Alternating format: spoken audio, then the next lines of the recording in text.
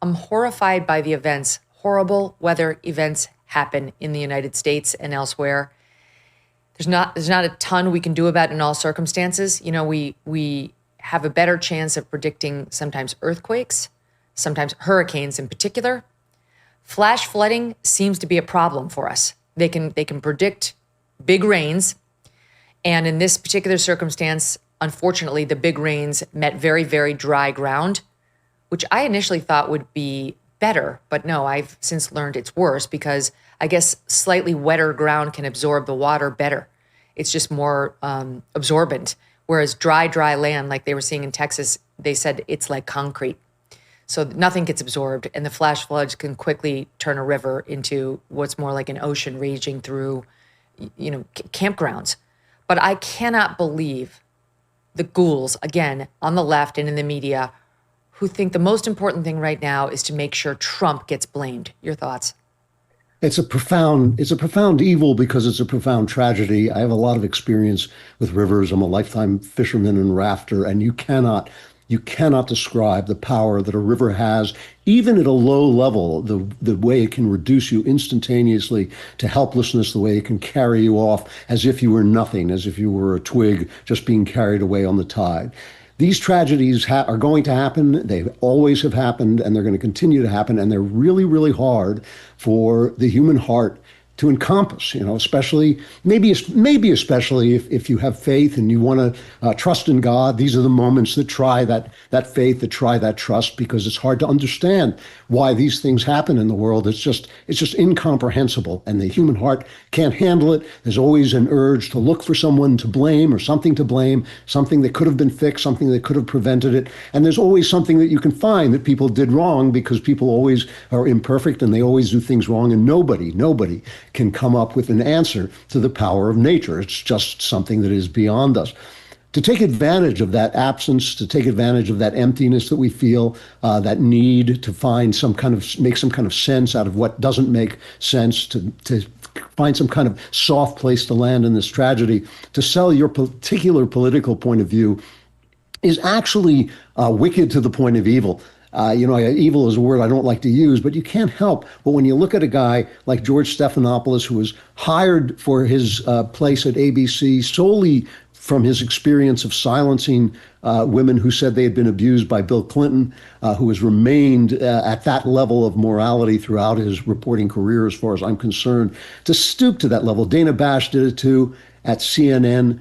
You wonder at the hollowness of them. You wonder at the fact that they're not thinking about the fact that there are parents out there who have lost their children, which is the worst thing that can happen to you in human life. That is the single worst thing that can happen. They're going to take advantage of that to sell their petty politics. At some point in most human beings' hearts, you know, left and right, at some point there's a point when you stop and you just say, we just have to bow our heads. We have to bow our heads. We have to try to look for faith. We have to try to look for trust and try to, encompass these things that happen and have always happened, and in my opinion, will always happen. There's only when paradise comes, maybe this will stop. But for now, in human life, this is going to be a part of life.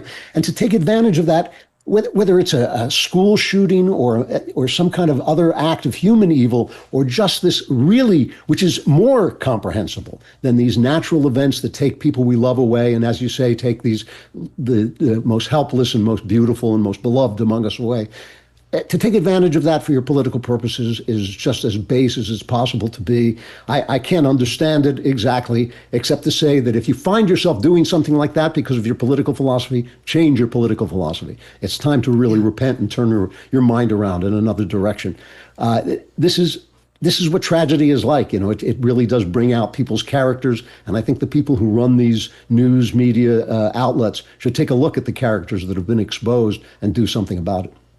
Yeah, I totally agree. Just look, if there were clear evidence, if it emerged immediately thereafter that the local National Weather Service guys were understaffed, they only had one guy on duty where they used to have 10, and that guy couldn't handle it, and that's what, okay, we would deal with that. We would deal with that after we had a moment to mourn the loss of these innocents.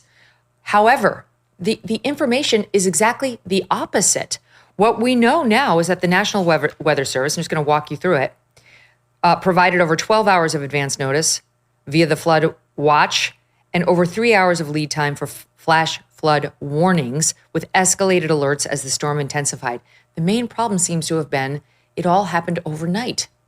And most people were asleep and really not paying that close attention. And I've heard some locals down there say something which rings very true, which is there's also flash flood fatigue, warning fatigue. And you get this in any area that is, Tornado Alley down in, I think it's in Oklahoma, that particular area, or places where they have, lots of warnings when there's big storms in the winter, whatever. People get used to them and they're like, I'm not leaving. I'm not evacuating. I'm sick of these big warnings. Happens in Florida with the hurricanes. And there's probably a fair amount of people in this region who get flash flood warnings a lot and are like, because maybe they're overused. I don't know, because that can happen too, where you're like, they're just covering their own butts. It's not real. And I'm not evacuating, my family or a whole camp of youngsters for this. But you do that at your risk and at the risk of the people you love or are charged with caring for. So just to keep going. And by the way, do not have any information that the folks at Camp Mystic actively ignored warnings. I don't know what happened there, but I would like to know. Okay, so there was over 12 hours of advance notice with the flood watch, 3 hours of lead time for flood warnings, which is an escalation, and then escalated alerts beyond just a warning, like warnings with emergencies attached to them as they got closer to the actual floods and the storms were intensifying. So this is overnight. The day before. So July 4th is Friday. On the morning of July 3rd, the National Weather Center issued the flood hazard outlook, identifying flash flooding potential for Kerrville and surrounding areas, which is the relevant area. 1:18 p.m. on July 3rd, that's Thursday, they issued a flood watch for Kerr County, effective through Friday. 6:22 p.m. July 3rd, National Weather Center warns of considerable flooding risks north and west of San Antonio, including Kerrville. 11:41 p.m. now it's about to start really happening. Thursday night into Friday, July 3rd. First flash flood warning issued for Bandera County, which is right next to. 1:14 a.m. Now we're on July 4th, the wee hours. Flash flood warning with considerable tag issued for Bandera and Kerr counties, triggering wireless emergency alerts and NOAA weather radio notifications. Now, a lot of the phones didn't have service. I guess historically in this area, it's tough to get cell phone service. So the locals who really do care will get a NOAA weather radio. And that stuff works. But query who was listening to their NOAA weather radio that night as they went to bed. I would argue, look, I don't know what happened at Camp Mystic, but I would argue they had an obligation to have that radio, to have somebody awake and to have somebody listening. And I'm sorry, I know I've only heard lovely things about the people who ran the camp, but those 8-year-old girls should have been removed from that obviously endangered cabin when there was the first notification and moved to higher ground. I realize hindsight is 20/20. I'm not saying it in a nasty way. I'm saying these are things we needed to learn, that you got to listen, even if it's a pain in the ass to move the kids. And just a couple more for you. 4:03 a.m., July 4th, flash flood warning upgraded to flash flood emergency for Kerr County, including Hunt. 5 a.m., July 4th, National Weather Center warns of widespread, considerable, and catastrophic flooding. And on top of all that, the Associated Press reports the National Weather Service office in New Braunfels, which delivers forecasts for this region, had extra staff on duty during the storms, according to Jason Runyon, a meteorologist with the National Weather Service. Where the office would typically have 2 forecasters on duty during clear weather, they had up to 5 on staff. There were extra people here that night, he said. That's typical in every weather service office. You staff up for an event and you bring in people on overtime and hold them over. None of that stopped the cretins, Andrew. But it sounds like they did what you would expect normal humans to do in advance of this kind of tragedy. That is exactly the point. Going back to what you said before, if you're at the Weather Service and you don't issue a warning, and somebody gets hurt, that's on you. So you're going to issue that warning, but that means you're going to issue a lot of warnings that don't pan out. And ultimately, people are going to get inured to the warnings and they're not going to move every time they hear a warning, because it would be insane to do that. It would be insane to leave your house every time the Weather Service feels compelled to tell you to be careful. So there's a built-in human nature, a flaw in human nature, where on the one hand, it's not cover your ass, it's actually do the right thing. You issue the warnings. but a lot of them are not going to pan out, so that eventually, on the other hand, people are not going to move. And as you say, a lot of this happened late at night. People were sleeping. They had been told that maybe they wanted to install a siren, and I'm sure they should have, and I'm sure at some point you're going to find out that somebody could have done something better, because nobody ever does anything perfectly, and that's going to be part of the investigation and part of what comes out over time. But the director of the camp died trying to rescue some of these people, some of these children. Right. You can't doubt the goodwill or the courage or the love that was on display. The kids loved this camp because of what it was, because of the love that was on display. It's just a tragedy. That's what tragedy means. It's when something cannot be helped because it feeds into human nature and it feeds into nature itself. And I'm not saying that there shouldn't be improvements. I'm not saying there might not be somebody who did something wrong or was careless or reckless, but at least at the beginning, I think it's time to mourn. It's time to pray. It's time to, hope that that some people will still survive who are missing.